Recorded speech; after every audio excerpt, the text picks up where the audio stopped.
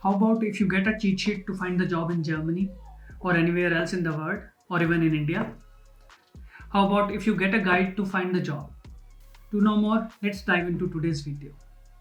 Before we proceed further, let me remind you to subscribe below and enable the bell notifications to not miss out any new updates on this channel. You can follow me on my social media pages. You can also join Telegram and Facebook group. All the links are available in the description below. You can also write to me by email. The very first step in the job search is research about the job market. What kind of talent are employers looking for? What kind of skills are hiring managers looking for? What kind of tools and technologies are in demand? If you carry those skill sets, you carry knowledge about these tools and technologies, then it's really good news for you. If not, that's not a problem. You can still start upscaling yourself. You can start learning new tools and technologies. You can upgrade your skills so that you meet the market's demand. You carry the skill what employers are looking for so that your CV is more attractive to the employers. Second part of your research is to see what is the business language of the company. For example, if you're looking for the job in Germany, then some of the employers will ask for the German language and some of the employers would be fine if you speak English. So in your research, you have to find those employers, you have to find those job profiles where German is not important or any other language is not important. English is enough to join the job, English is enough to work in the company. For example, in Germany, if you are working into an IT job, then you will find roughly 10 to 30% of the jobs in the market are available for English speakers. For them, German is not very important. This percentage may vary depending upon demand of your profile in the job market. After finishing your research, start creating the professional CV. CV is your personal reflection. What you bring on the table, who you are, how you can help the company to solve their problems. You must use the CV format using which chances of your CV getting shortlisted go up. You can also create your own CV format if you have good hold on MS Word and other editing tools. Keywords.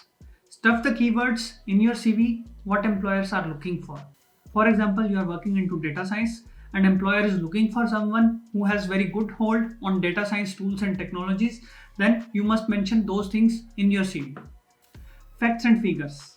Mention numbers in your CV which highlight that you have brought in that amount of revenue growth or you have brought in that amount of profit increase. These things increase your chances of getting your CV shortlisted. Make sure not to have grammatical errors in your CV or avoid any typos in your CV. If you are looking for the job in Germany, then some of the employers prefer to see your picture in the CV. You can take a professional headshot and put it into your CV. After CV, you must have a cover letter. In some of the countries, some employers prefer to have the cover with the job application.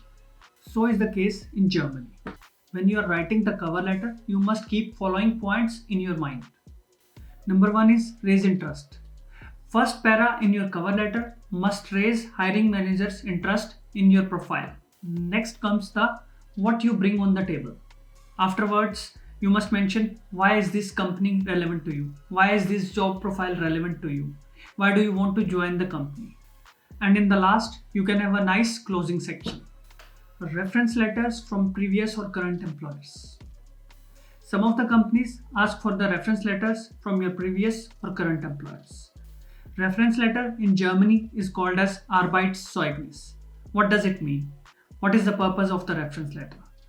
In this letter, prospective employers want to see some references about you, such as what kind of person you are, what kind of skills you carry, are you capable to bring a change in the organization, and how have you helped your existing organization to improve their business. In many countries, employers give preference to the job applications coming through employee referrals. Same is the case here in Germany. In Germany, chances for you to get hired will be quite high if you are applying through the employee referral compared to the direct application coming through the job market or directly coming through the company's own job application portal. So if you are able to apply for the job through employee referrals, then it will really improve your chances of getting hired. High demand tools and technologies or high demand job profiles. For example, in IT, if you are working as a developer, you are working into Java, SQL, Python, C hash, C++, then your chances of getting hired will be really high compared to chances of getting hired in low demand profile. For example, you are working into testing. You can focus on learning Selenium, you can focus on learning RPA, or you can focus on learning other high demand tool which is important in testing. If you are coming from non-IT background, you can research about high demand profiles, you can research about high demand tools and technologies. For example, retail sector, healthcare sector, construction sector, or you will find some other sectors based on your profile. Social networks.